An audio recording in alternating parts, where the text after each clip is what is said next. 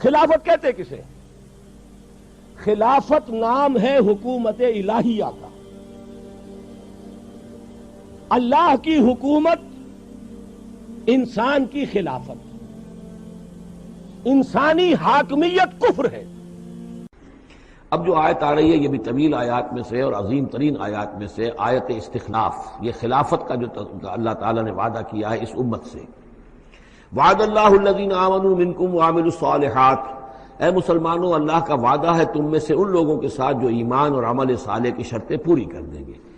یہ نام کے مسلمان، نسلی مسلمان جو اللہ کے حکم پر چلتے بھی نہ ہوں، اللہ کے احکام کے مطابق عمل نہ کرتے ہوں، دین کے لیے تن من دھن لگانے کو تیار نہ ہوں، ان سے یہ وعدہ نہیں ہے. وعدہ ہے حقیقی اہل ایمان جو ایمان حقیقی کی شرط پوری کرے اور ایمان کے جو عملی تقاضے ہیں ان کو بھی بجا لائیں. وعد اللہ الذین آمنوا منکم وعملوا الصالحات لیستخلفنہم فی الارض، کہ وہ انہیں زمین میں خلافت عطا کرے گا، حکومت عطا کرے گا، غلبہ عطا کرے گا. کما استخلف الذین من قبلہم، جیسے کہ اس نے خلافت عطا کی تھی ان کو جو ان سے پہلے تھے. حضرت داؤد کو، حضرت طالوت کو، حضرت سلیمان کو جو خلافت دی گئی، بعد میں بھی مکابی حکومت قائم ہوئی ہے، اس میں بھی خلافت قائم ہوئی.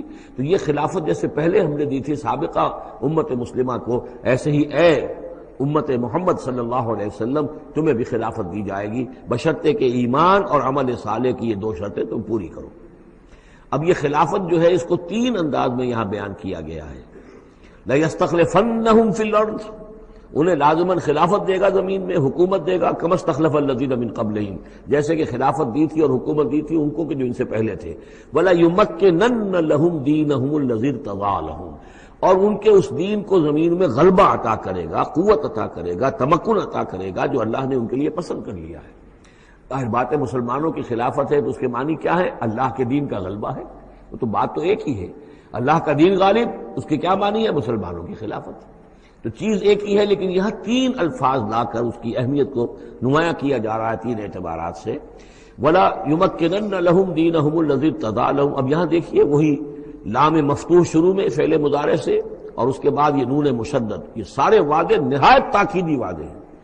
لَيَسْتَخْلِفَنَّهُمْ فِي الْأَرْضِ كَمَا اسْتَخْلَفَ الَّذِينَ مِن قَبْلِهِمْ وَلَيُمَكِّنَنَّ لَهُمْ دِينَهُمُ الَّذِي ارْتَضَىٰ لَهُمْ.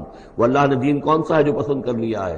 الْيَوْمَ أَكْمَلْتُ لَكُمْ دِينَكُمْ وَأَتْمَمْتُ عَلَيْكُمْ نِعْمَتِي وَرَضِيتُ لَكُمُ الْإِسْلَامَ دِينًا، یہ آیت ہم پڑھ چکے ہیں سورہ مائدہ میں. اور تیسری بات وَلَا يُبَدِّلَنَّهُم مِّن بَعْدِ خَوْفِهِمْ أَمْنًا، اللہ تعالیٰ ان کے خوف کی کیفیت جو ہے اس کو بدل دے گا امن کی کیفیت سے. ظاہر بات ہے جب تک کہ مسلمان کمزور تھے ان کے لیے خوف تھا، ابھی ادھر سے حملے کا اندیشہ ہے، ابھی ادھر سے حملے کا اندیشہ ہے. اب فلاں قبیلے کی طرف سے خبر آئی ہے کہ وہ فوجی تیاری کر رہا ہے، فوج کشی کرے گا. وہ خوف کی ایک کیفیت تھی جو ہر وقت طاری رہی ہے. ایمرجنسی کی کیفیت جو ہے مدینہ منورہ میں یوں سمجھیے کہ پورے 5 برس ایمرجنسی رہی ہے، ہر وقت ہر آن اندیشہ ہوتا تھا.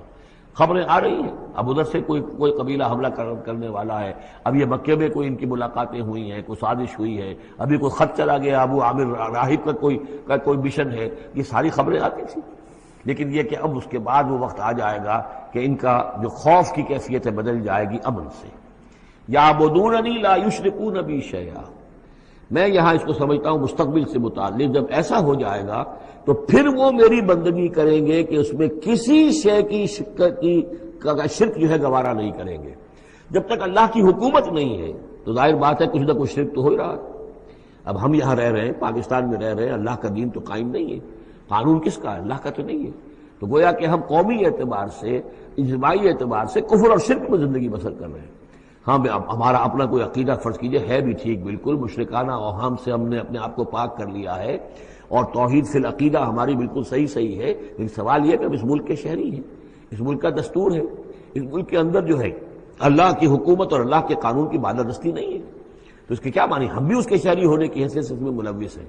تو یہ ہے کہ یہ توحید کامل اس وقت ہوگی جب یکون الدین کلہ للہ، جب دین کل کا کل اللہ کے لیے ہو جائے گا. عملاً توحید کی تکمیل اس وقت ہوگی. یعبدوننی، میری بندگی کریں گے، لا یشرکون بی شیئا، اور میرے ساتھ کسی شے کو شریک نہیں کریں گے. ومن کفر بعد ذلک فاولئک هم الفاسقون، اور جو اس کے بعد بھی کفر کریں تو پھر وہ تو فاسق ہیں، ناہنجار ہیں، سرکش ہیں. اس کے بھی دو معنی ہو سکتے ہیں. جب دین کا غلبہ ہو گیا پھر بھی جو کفر کرے وہ تو معلوم ہوا کہ اس کے اندر خیر سرے سے ہے ہی نہیں. ایک یہ ہے کہ باطل کا غلبہ ہے، باطل کے غلبے میں کسی بندہ مومن کے لیے ایمان لانا مشکل ہے، ایمان پر قائم رہنا مشکل ہے، اسلام پر عمل کرنا مشکل ہے، لیکن جب دین غالب ہو گیا ہو تو اب تو ظاہر بات ہے کہ اب تو ساری رکاوٹیں دور ہو گئیں۔ اب تو ایک شخص کی کسی کی اپنی فطرت ہی میں کجی آ چکی ہے، کوئی پرورٹڈ نیچر کا شخص ہے، تبھی وہ رہے گا کہ جو اسلام سے دور رہے۔ وَمَنْ كَفَرَ بَعْدَ ذَلِكَ فَأُولَٰئِكَ هُمُ الْفَاسِقُونَ۔ اور میرے نزدیک اس کا ایک مفہوم یہ بھی ہے کہ ہمارے ان تین پختہ وعدوں کے بعد بھی جو شخص کمر ہمت نہ کس لے اور اس کام کے لیے کھڑا نہ ہو جائے، گویا کہ وہ ہماری بات کا کفر کر رہا ہے، انکار کر رہا ہے، اسے ہمارے ان وعدوں پر یقین نہیں ہے۔ وَمَنْ كَفَرَ بَعْدَ ذَلِكَ فَأُولَٰئِكَ هُمُ الْفَاسِقُونَ، تو وہ تو گویا کہ فاسق ہے اور سرکش ہے اور ناہنجار ہے۔ یہ تینوں وعدے آئے ہیں بڑے ہی تاکید کے ساتھ۔ عربی زبان میں اہل علم یہاں موجود ہیں، عربی زبان میں اس سے زیادہ تاکید کا اسلوب ہے ہی نہیں۔ فعل مضارع سے پہلے لام مفتوح اور پھر نون مشدد، لَيَسْتَخْلِفَنَّهُمْ نمبر 1 لازماً خلافت عطا فرمائے گا زمین کی، وَلَيُمَكِّنَنَّ لَهُمْ دِينَهُمُ الَّذِي ارْتَضَىٰ لَهُمْ، اور لازماً ان کے اس دین کو جو اللہ نے پسند فرما لیا ہے زمین میں غلبہ عطا کرے گا، وَلَيُبَدِّلَنَّهُمْ مِنْ بَعْدِ خَوْفِهِمْ أَمْنًا، اور لازماً بدل دے گا ان کے خوف کی حالت کو امن کی حالت سے۔ اتنے پختہ وعدوں کے بعد بھی امت مسلمہ اگر خلافت کے نظام کو قائم نہ کرے اور خلافت عرضی کا جو وعدہ اللہ نے کیا ہے اس کے اپنے آپ کو مستحق نہ بنائے، تو اس سے بڑا کفر، اس سے بڑا شرک، اس سے بڑی ناشکری، اس سے بڑی ناقدری کوئی اور نہیں ہے۔ تو میرے اور آپ کے لیے یہ لمحہ فکریہ ہے کہ کہیں میں اور آپ اس ذیل میں شامل نہ ہو جائیں۔